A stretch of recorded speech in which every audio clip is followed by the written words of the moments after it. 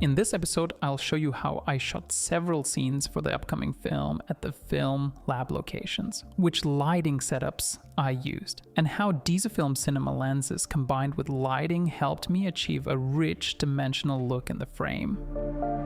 At the moment, I'm working on a short film, and with a fairly limited arsenal for its production, I'm trying to find simple yet expressive tools and locations to bring this story to life.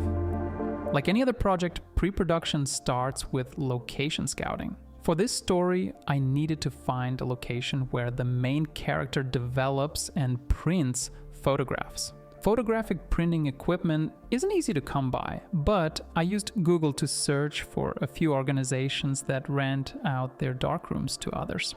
After arranging the shoot, I went to scout the location and took a few photos.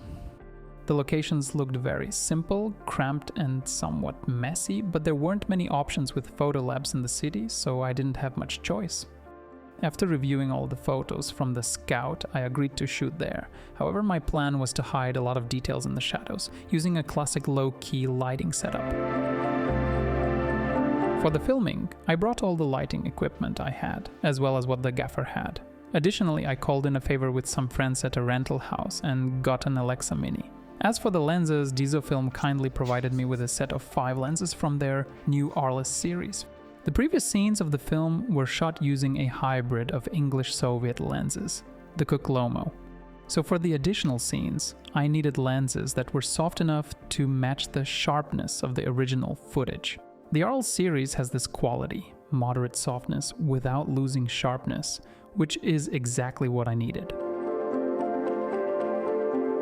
How we shot this scene and how we turned a cheap and simple set design into a place with cinematic look.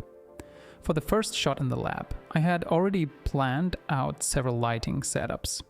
The main principle I followed was to make the image feel dimensional by creating contrast between light and shadows. The shadows would help hide unnecessary clutter in the frame, while the light would highlight and emphasize the character. With that logic in mind, I mentally placed the lighting fixtures in the frame on the lighting plan. In practice, it turned out pretty close to what I had envisioned, with some adjustments for light intensity and softness. In this shot, for example, we set up a direct light in the corridor using an Aputure 600 with a slight green tint. This was meant to simulate corridor lighting as if from a fluorescent lamp. The light's intensity wasn't crucial. We could have achieved the same effect with a 300 watt or even a 150.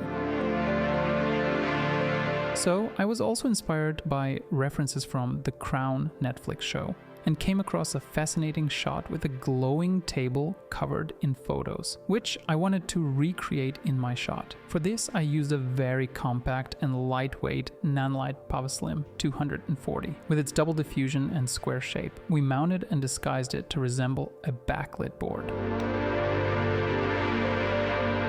So, above the character and behind him in the room, we placed 2 Astera tubes. I know it's an unusual mix of brands, but that's just how it worked out, you know.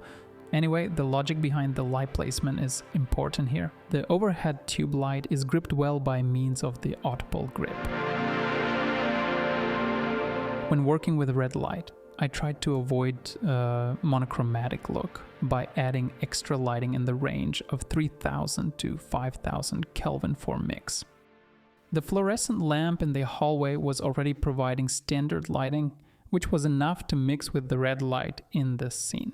Above the character, we hung an Astera tube with red light, and we moved it slightly away from the wall to prevent it from filling too much light onto it. By creating a backlight on the character, I was able to emphasize the contrast between light and shadow in the frame. Additionally, we hid another small RGB tube with red light close to the wall, which reflects off it. Notice how we intentionally avoided adding too much light from the camera side, leaving the space between the character's gaze and the camera in shadow. This helps to create a sense of depth between the light and dark areas. So, I would say that in every scene, there's always a logic to the lighting based on the real source of light, just like in the next shot. I use natural native light and increase it by additional light sources. When lighting a scene, it's important to realize what type of light we are simulating and whether the viewer can understand what is that. We set up an 8-foot frame with light grid textile and positioned Nanlite Alien 300C behind through diffusion. The 300-watt light and rectangular shape, along with a quick-release soft filter, helped us evenly distribute the light across the entire frame, creating an artificial light source that the character uses in the story as a studio photography light.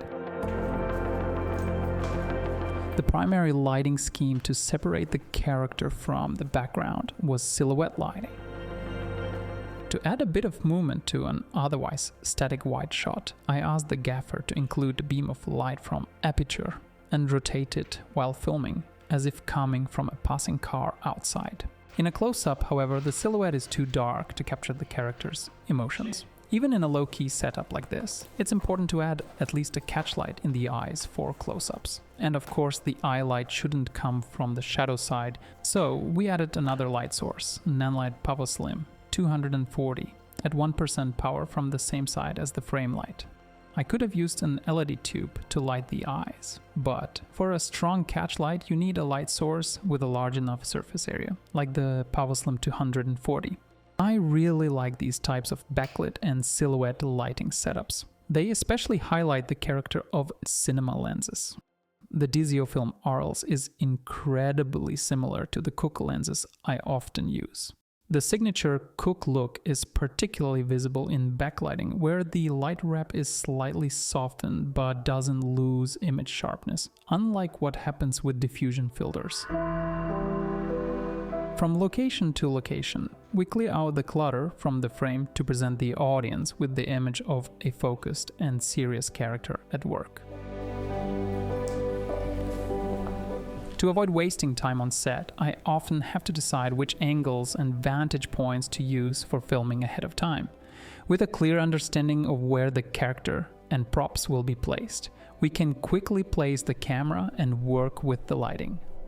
My approach to lighting is typically based on the idea that real life, from an artistic perspective, already looks amazing. My job is to enhance it and show a mood through the lens and lighting in a way that fits the story. The slightly eerie setting, combined with the meticulous appearance of the main character, pairs well with cool greenish tones, similar to the look in David Fincher's films. I decided to make use of the native overhead light from the fluorescent lamps, which made an awesome buzzing sound. The light tone from these lamps was so bad that it was actually great. We just enhanced the wide shot by adding a few lighting stands, hinting that this guy has a full photography studio at his disposal, not just a lab. 2 lamps providing backlighting were more than enough to slightly separate the character from the ultra-detailed, cluttered background. So these are the kinds of lighting setups and techniques I use. I hope some of this is useful for you. See you next time.